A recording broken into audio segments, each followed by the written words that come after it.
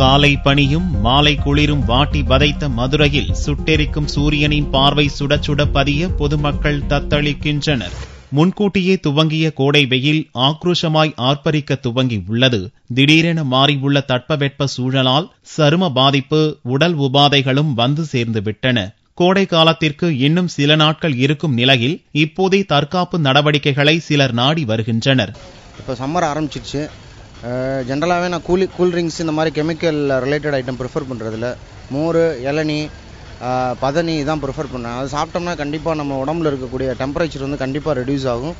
இந்த யூரின் வந்து எல்யூஸாக போகிறதெல்லாம் கண்டிப்பாக அவாய்டாக இருக்கும். பழக்கடைகள், குளிர்பான கடைகள், இளநீர், தர்பூசணி, கரும்புச்சாறு விற்பனை செய்யும் கடைகளில் கூட்டம் கூடி வருகிறது. குடிநீர் பிரச்சினை, நிலத்தடி நீர் பாதிப்பு, அனல் காற்று என்று அடுத்தடுத்து பாதிப்புகளை சந்திக்கவிருக்கும் சூழலில் உடலையும் மனதையும் வெயிலின் தாக்கத்திலிருந்து முன்கூட்டியே பாதுகாக்க வேண்டியது அவசியம்.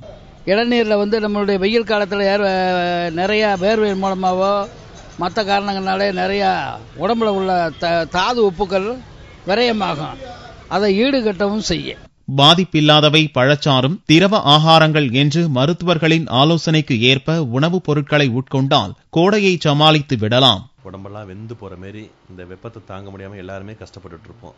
ரோட்டு ஓரங்களில் எவ்வளவுதான் இளநீ கடை, தண்ணி பழம் இது மாதிரி வித்தாலுமே கூட வாங்கி சாப்பிட்ட 10 நிமிஷத்துலேயே எல்லாமே நமக்கு ட்ரை ஆகி ரொம்ப வெப்பமாக ஃபீல் பண்ணுவோம்.